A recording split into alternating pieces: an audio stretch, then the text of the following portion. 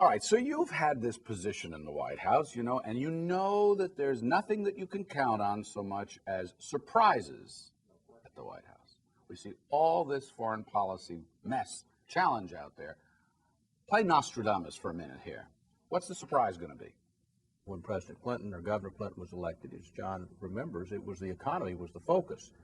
But once you assume the Oval Office, as John also knows very well, your commander-in-chief, foreign policy takes front and center. Or at least in some cases does. That'll be the case this time. I think the real concern is early in the administration for either of the two candidates, perhaps Senator Obama more than Senator McCain. If you have some kind of really unexpected, really dislocating event, whether it's a terrorist attack or something of that nature, where you really have to respond in a prompt, decisive, clear manner.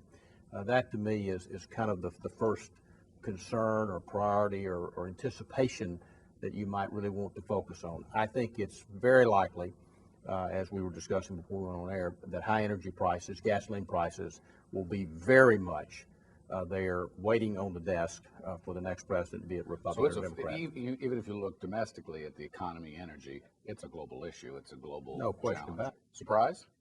Well, I think the world has had a lot of change. A lot of countries have gone through economic reforms and have had a lag in political reforms. And if I had to guess a general kind of surprise, it could be in one of those places where economic reforms have outpaced political reform. China? Any one of those large areas that have had that kind of a change structure, something could happen in one of those areas. And then, by definition, your question is surprise, which means none of us can name it right now. No, but that's why you get the prize if you get it right.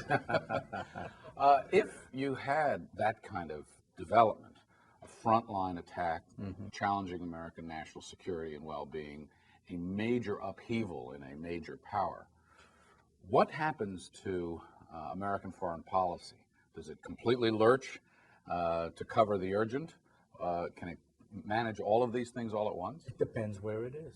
And because what will have to happen in the administration is they'll have to sit down and weigh the ramifications of non-involvement, passive watching.